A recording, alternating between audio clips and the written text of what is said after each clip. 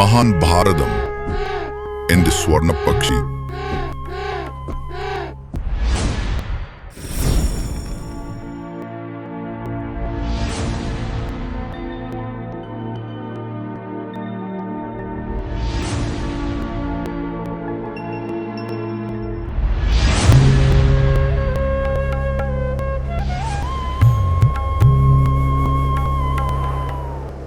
ഭാരതം ഒരു സാധാരണമായ പേരല്ല.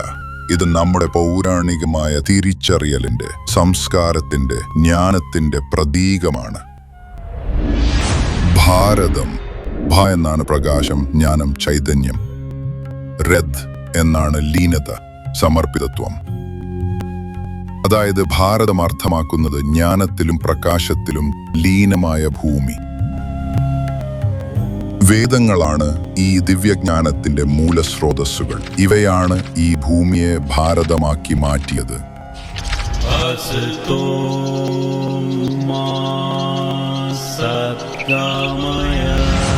വേദങ്ങളുടെ ഉത്ഭവം സൃഷ്ടിയുടെ ആരംഭത്തോടൊപ്പം തന്നെയായിരുന്നു. വൈദിക സാഹിത്യത്തിൽ കാലത്തെക്കുറിച്ച് നൽകിയിരിക്കുന്ന തത്വചിന്ത ഇന്ന് പോലും പ്രസക്തമാണ്. അതേസമയം ആധുനിക ശാസ്ത്രത്തിന്റെ കണക്കുകൂട്ടലുകളുമായി സമാന്തരമായി നിലകൊള്ളുന്നുവെന്നും പറയാം. ഋഗ്വേദം, യജുർവേദം, സാമവേദം, അഥർവവേദം ഇവയിൽ മനുഷ്യജീവിതത്തിലെ എല്ലാ മേഖലകളും ഉൾപ്പെടുന്നു. ധർമ്മം, ശാസ്ത്രം, വൈദ്യശാസ്ത്രം, ജ്യോതിശാസ്ത്രം, തത്വചിന്ത തുടങ്ങിയവ.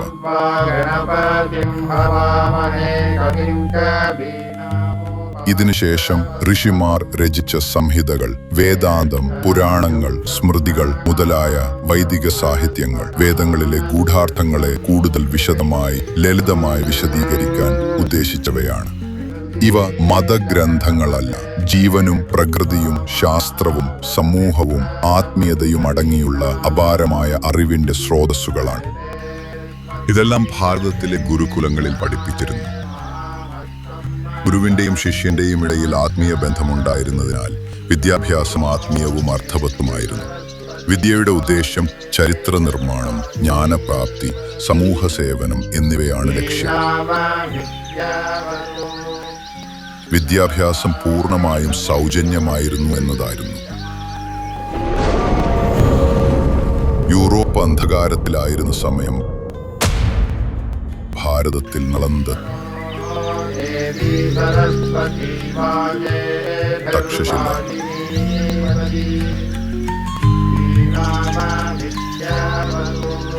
വല്ലഭി, ഉജ്ജയിനി, കാഞ്ചി,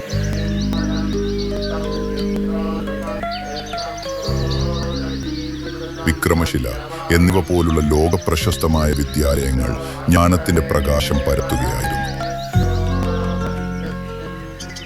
ദൂരദൂരങ്ങളിൽ നിന്ന് വിദ്യാർത്ഥികൾ ജ്ഞാനത്തിനായി ഇന്ത്യയിലേക്ക് എത്തിയിരുന്നു. ഭാരതം ലോകത്തിന് ഗണിതത്തിന്റെ അടിസ്ഥാന ശാസ്ത്രം നൽകി.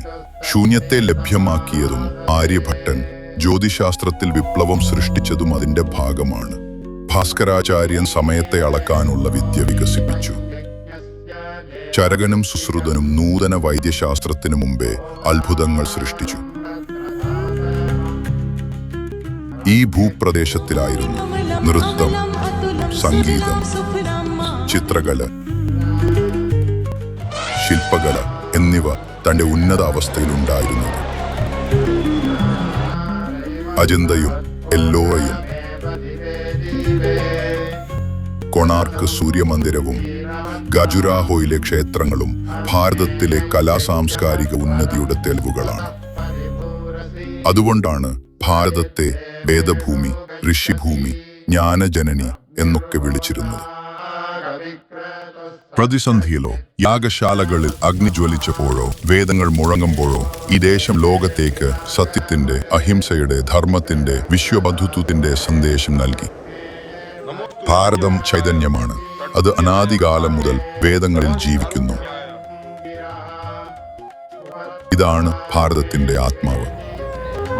സമയത്തിന്റെ ആരംഭം മുതൽ തന്നെ മനുഷ്യനാഗരികതയുടെ കണ്ണു തുറന്നത് ഇതിലൂടെയായിരുന്നു. ലോകം അന്ധകാരത്തിലായിരുന്നപ്പോഴും സിന്ധു സരസ്വതി നദീതീരങ്ങളിൽ സംസ്കാരത്തിന്റെ ദീപം പ്രകാശം പരത്തിയിരുന്നു. ഇന്ത്യൻ പുരാവസ്തു സർവേയും രാജ്യാന്തര ചരിത്രകാരന്മാരും പറയുന്നത് ലഭിച്ച അവശിഷ്ടങ്ങൾ, ശിലാലിഖിതങ്ങൾ, ശാസ്ത്രീയ തെളിവുകൾ എന്നിവയുടെ അടിസ്ഥാനത്തിൽ ഇന്ത്യൻ സംസ്കാരം കുറഞ്ഞത് 20,000 വർഷത്തേക്കാൾ പഴയതാണ്. ഇത് വെറും ചരിത്രമല്ല, മനുഷ്യരാശിയുടെ പുരാതന സാംസ്കാരിക പാരമ്പര്യത്തിന്റെ ജീവിച്ചിരിക്കുന്ന തെളിവാണ്.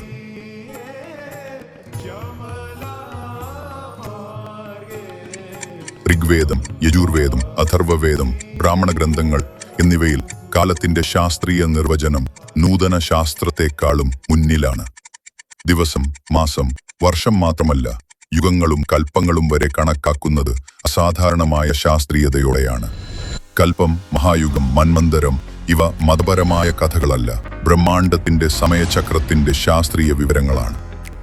ഇന്നുവരെ ഇന്ത്യൻ പഞ്ചാംഗം വൈദിക ജ്യോതിശാസ്ത്രം അടിസ്ഥാനമാക്കിയുള്ളതാണ്. അത് ലോകത്തിലെ ഏറ്റവും കൃത്യമായ കാലഗണനാ വ്യവസ്ഥയായി പരിഗണിക്കപ്പെടുന്നു.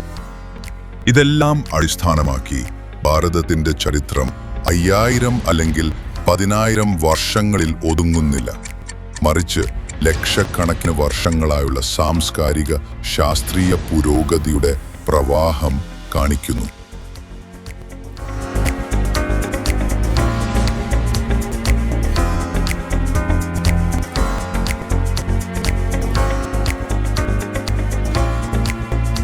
ലോകം ഭൗതികതയിൽ മുങ്ങിയിരുന്നപ്പോൾ ഭാരതം ധ്യാനം, യോഗം, അഹിംസ, മോക്ഷം എന്നിവയുടെ വഴികാട്ടി. ബുദ്ധൻ, മഹാവീരൻ, ആദിശങ്കരാചാര്യൻ തുടങ്ങിയവർ ഭാരതത്തിന് മാത്രമല്ല മനുഷ്യരാശിക്ക് തന്നെ ഗുരുക്കന്മാരായി മാറി. ആയിരക്കണക്കിന് വർഷങ്ങൾക്ക് മുമ്പ് ഭാരതം ജ്ഞാനത്തിന്റെയും സംസ്കാരത്തിന്റെയും കേന്ദ്രമായിരുന്നു പോലെ വ്യാപാരത്തിന്റെയും ആഗോള സാമ്പത്തിക നേതൃത്വത്തിന്റെയും കേന്ദ്രവുമായിരുന്നു. അതുകൊണ്ടാണ് ഭാരതത്തെ സ്വർണ്ണ പക്ഷി എന്ന് വിശേഷിപ്പിച്ചിരുന്നത്. രാജ, മന്ത്രി പരിഷത്ത്, സേനാപതി,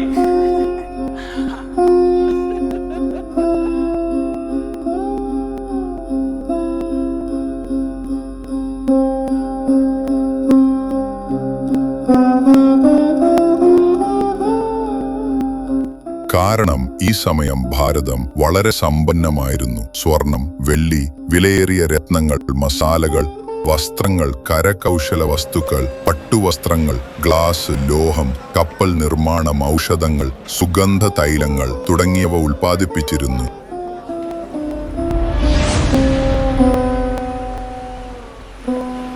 ഇവയ്ക്കെല്ലാം തന്നെ ലോകമാകേമനം ആവശ്യക്കാർ ഏറെയുണ്ടായിരുന്നു. ഭാരതത്തിൽ നിന്ന് തെക്കുകിഴക്കൻ ഏഷ്യയിലേക്കും മിശ്ര, റോമ, ഗ്രീസ്, ആഫ്രിക്ക വരെ വ്യാപാരം നടന്നിരുന്നു. സമുദ്രമാർഗം ഇന്ത്യൻ വ്യാപാരികൾ Malaysia, Indonesia, Thailand, Sri Lanka, Africa, Arab രാജ്യങ്ങൾ എന്നിവിടങ്ങളിൽ എത്തുമായിരുന്നു.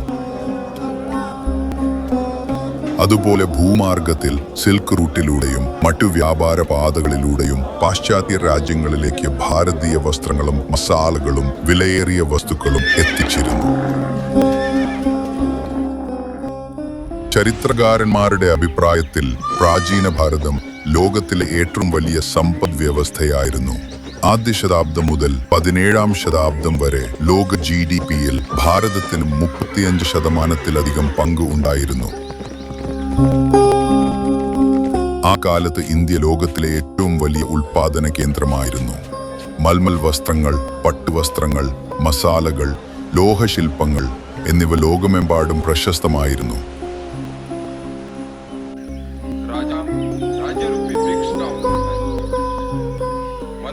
ഭാരതത്തിലെ സമ്പ്രദായം കൃത്യമായും ജീവിതപാഠങ്ങളായിരുന്നു. അത് പുസ്തകജ്ഞാനമല്ല, കഴിവുകളുടെ തിരിച്ചറിയൽ, ദേശസ്നേഹം എന്നിവ വളർത്തിയെടുക്കലായിരുന്നു. ഇതാണ് ഗുരുകുലം. ഇവിടെ നിന്ന് ഗുരുക്കന്മാർ, ശാസ്ത്രജ്ഞർ, വ്യാപാരികൾ, യോദ്ധാക്കൾ, ദേശസേവകർ എന്നിവർ ഉയർക്കൊണ്ടു. ഇവരായിരുന്നു ഭാരതത്തിന്റെ സമൃദ്ധിയുടെ അടിത്തറ. കഴിവുള്ള മനുഷ്യശേഷി ഭാരതത്തെ ജ്ഞാനപരമായും സാമ്പത്തികപരമായും ലോകത്തിലെ മുൻനിര രാജ്യമാക്കി മാറ്റി.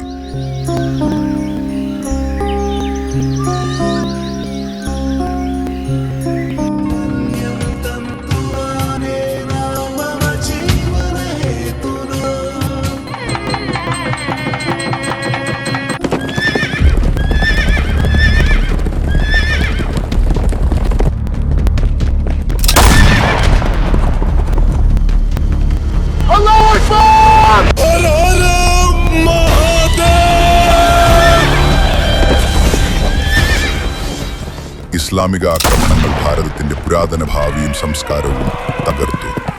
8 ശതാബ്ദം മുതൽ 16-ാം ശതാബ്ദം വരെ തുർക്കികൾ, അഫ്ഗാനികൾ, മംഗോളിയർ, മുഗൾ രാജാക്കന്മാർ തുടങ്ങിയവർ നടത്തിയ ആക്രമണങ്ങൾ ഭാരതത്തിന്റെ സാംസ്കാരിക, സാമൂഹിക, മതവിദ്യാഭ്യാസ മേഖലകളെ ഗുരുതരമായി ബാധിച്ചു.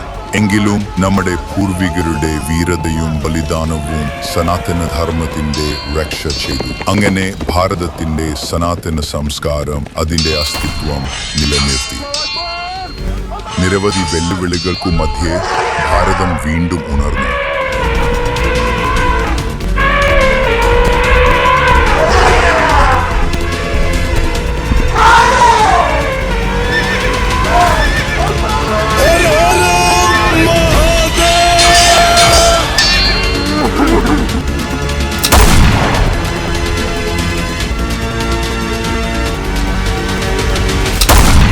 പക്ഷേ സത്യം എന്തെന്നാൽ ഇസ്ലാമിക് ആക്രമണങ്ങൾ ഭാരതത്തിന്റെ അഭിമാനം, വിദ്യാഭ്യാസം, സംസ്കാരം, ആത്മഗൗരവം എന്നിവയെ ആഴത്തിൽ വ്രണപ്പെടുത്തി.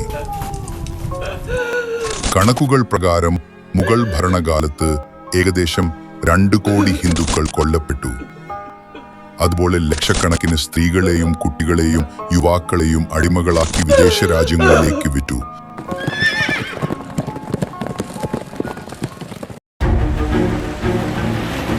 പക്ഷെ യഥാർത്ഥ നാശം ബ്രിട്ടീഷുകാർ വന്നപ്പോൾ സംഭവിച്ചു.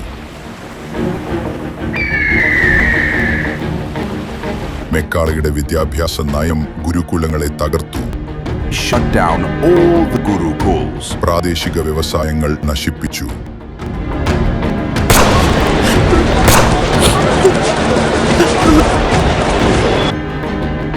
ഇന്ത്യയിൽ നിന്നുള്ള സ്വർണം, വെള്ളി, മസാലകൾ, ധനസമ്പത്ത് എന്നിവ കൊള്ളയടിച്ചു. കർഷകർക്ക് കനത്ത നികുതികൾ ചുമത്തുകയും കോടിക്കണക്കിന് ആളുകൾ ക്ഷാമത്തിൽ മരിക്കുകയും ചെയ്തു. മിഷണറിമാർ ആദിവാസികളിലും ദരിദ്രരിലും മതപരിവർത്തനം നടത്തി.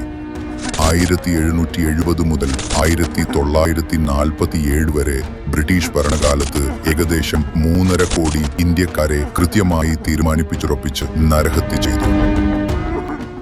ബ്രിട്ടീഷ് ഭരണത്തിനു മുമ്പ് ഇന്ത്യ ലോക സമ്പദ് വ്യവസ്ഥയിൽ മുൻപന്തിയിൽ ആയിരുന്നു.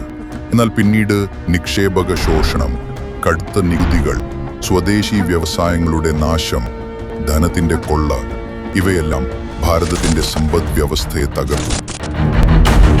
വളരെ സമ്പന്നമായിരുന്ന ഭാരതത്തെ ദരിദ്ര രാഷ്ട്രമാക്കി മാറ്റി.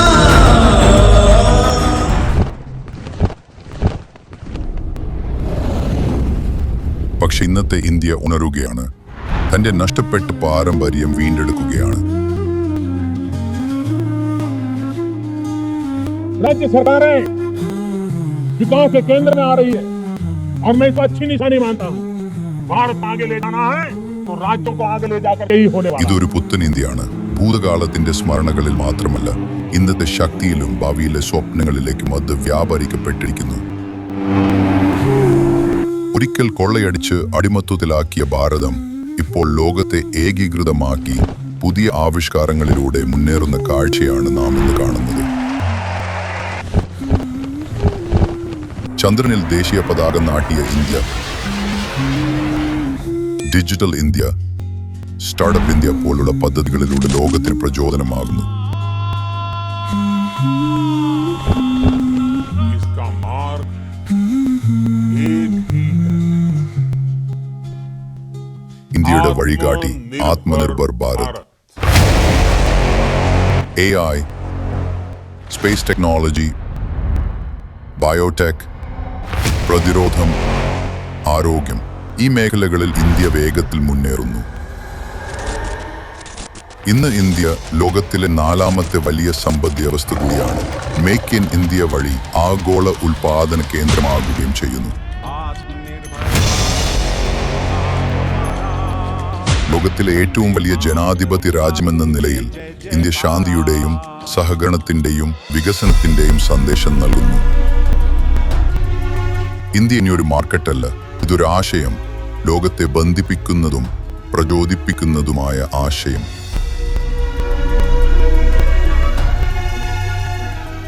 ഭാവിയിലേക്ക് ലോകത്തെ നയിക്കാൻ കഴിയുന്നത് ഇതേ ഇന്ത്യ തന്നെ. ജ്ഞാനത്തിലും ശാസ്ത്രത്തിലും ആത്മീയതയിലും മുന്നിൽ നിന്നുകൊണ്ട്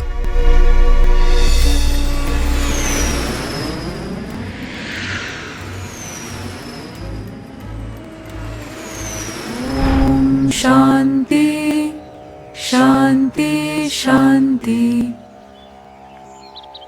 ഇന്ത്യ എന്നും പറഞ്ഞു അഹിംസ പരമോ ധർമ്മ ധർമ്മഹിംസ തഥൈവ ച. അതർത്ഥമാക്കുന്നത് അഹിംസയാണ് പരമധർമ്മം. പക്ഷേ ധർമ്മത്തിനും രാജ്യത്തിനും വേണ്ടിയെടുത്ത ആയുധവും അതുപോലെ പവിത്രമാണ്. ഇന്നത് ഈ സിദ്ധാന്തം ഓപ്പറേഷൻ സിന്ദൂറിന്റെ ആധാരമായി മാറിയിരിക്കുന്നു.